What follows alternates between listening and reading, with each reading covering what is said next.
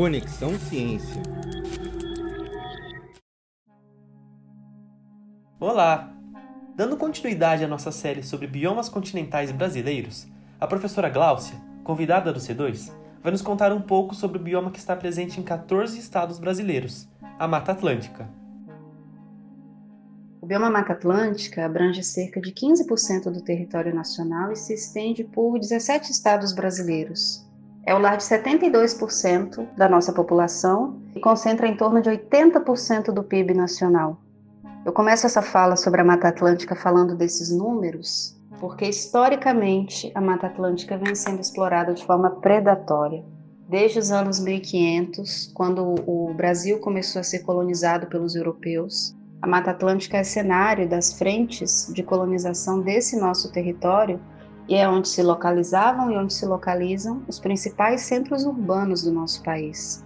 Então, historicamente, a Mata Atlântica vem sofrendo intenso desmatamento e é representada atualmente por um pequeno percentual da sua área original. Os dados eles são algumas vezes divergentes, mas eles ficam ali em torno dos 11 a 15% do que resta de área original, sendo que a gente tem uma fração ainda menor disso, correspondente a florestas maduras e bem preservadas. Então, muito do que se tem hoje de área original de Mata Atlântica sequer tem boa qualidade ambiental, em função desse histórico de colonização que ela vem sofrendo há mais de 500 anos. As terras indígenas elas são extremamente importantes do ponto de vista da conservação, porque preservam, para além dos saberes ancestrais, preservam também a floresta de pé. E de todos os biomas brasileiros, é o único que possui uma legislação própria que o protege. Mas antes de me aprofundar a respeito da legislação que protege a Mata Atlântica, eu vou falar um pouco sobre os fatores que determinam a ocorrência das espécies da Mata Atlântica. Como eu disse, é uma faixa litorânea de vegetação que se estende desde a porção norte até a porção sul da faixa litorânea brasileira e que possui uma grande biodiversidade em todos os grupos de organismos. Para além dessa extensão que atravessa várias latitudes e que por isso pega uma variação climática bastante grande, o relevo acidentado ali na zona costeira adiciona ainda mais variabilidade a esse ecossistema. Tem um grande número de espécies endêmicas. Quando a gente fala de espécies endêmicas, a gente está se referindo às espécies que têm uma distribuição muito restrita e que muitas vezes são encontradas somente em regiões geográficas muito limitadas.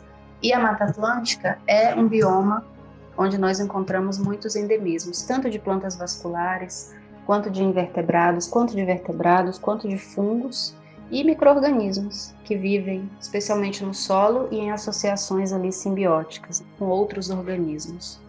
Em função da variação latitudinal que a Mata Atlântica apresenta, ela possui uma variação de ambientes muito distintas. A gente já chegou a ter descritas aí 11 fitofisionomias, ou seja, 11 tipos de vegetação associados à Mata Atlântica.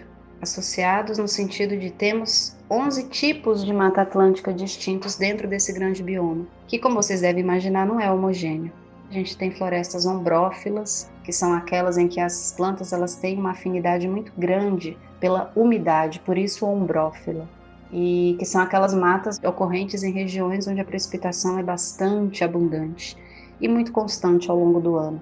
Até o extremo oposto em que a gente vai encontrar as florestas secas, que têm deciduidade muito acentuada. Deciduidade é o comportamento de perda de folhas durante a seca. As plantas têm essa estratégia como forma de evitar a perda de água, que especialmente na época em que não chove é um recurso bastante determinante da sua sobrevivência. Então, perder as folhas é uma forma de limitar a produtividade, diminuir o quanto ela pode crescer, porque ela perde a folha, ela deixa de fazer fotossíntese. Por outro lado, ela também está deixando de perder água. Então, ela reduz muito o metabolismo. As plantas dessa região da floresta seca, que pertence à Mata Atlântica, reduzem muito o seu metabolismo durante a estação sem chuva e retomam esse metabolismo, essa produtividade, voltam a elevar suas taxas de fotossíntese quando a chuva retorna, quando a chuva volta a acontecer. Então, ciclicamente, a gente tem na Mata Atlântica, nesse grande gradiente aí de florestas muito úmidas até florestas muito secas, uma variação, uma alternância de produtividade que é bem interessante. E muitas vezes parece até irreconhecível, porque tamanha é a mudança que a gente percebe no aspecto da vegetação quando se compara a estação seca e a estação chuvosa. A Mata Atlântica detém uma riqueza de espécies de todos os grupos bastante grande e muitas delas de importância medicinal, de importância alimentar. A gente tem aí como espécies frutíferas da Mata Atlântica nativas, por exemplo, a pitanga, que recebe esse nome por origem indígena, tamanha é a importância que ela tem para essas comunidades. E falando um pouquinho a respeito do que é a Mata Atlântica enquanto provedora de serviços ambientais para nós, né, seres humanos, eu vou trazer algumas informações aqui que eu considero muito relevantes quando a gente precisa pensar na importância de se manter os biomas conservados. Não é uma questão de paixão ou de amor apenas pela biodiversidade. Isso é de fato, sem nenhuma dúvida, muito importante e muito prazeroso a gente pensar que o que a gente entende que é importante está sendo conservado. Mas por que é importante? Vejam só, a Mata Atlântica, ela é o lar de grande parte da população brasileira. 35 milhões de brasileiros não têm acesso à água limpa. 46% do esgoto no Brasil ele é tratado e mais de 60% das doenças que levam a internações no SUS decorrem de água contaminada. Esses dados são da Fundação SOS Mata Atlântica, que é uma das grandes frentes de conservação não governamentais que a gente tem no país, e revelam o quanto que a gente precisa de atenção quando a gente fala de serviços básicos prestados à população humana. 46% somente de esgoto tratado no Brasil é um número que está muito aquém do que nós, enquanto seres humanos, seres dotados de racionalidade, que demandam boa qualidade ambiental para a sobrevivência, está muito aquém do que a gente merece. Os vários esforços e políticas que foram feitos e que vêm sendo feitos para a conservação da Mata Atlântica passaram por um marco muito interessante, muito importante, no ano de 2006, que foi a promulgação da Lei da Mata Atlântica, a Lei 11.428. É o único bioma brasileiro protegido por uma legislação própria. O que a Lei da Mata Atlântica faz? Ela dispõe sobre a proteção, sobre a necessidade de proteção desse bioma, tamanha é a devastação que ele vem historicamente sofrendo.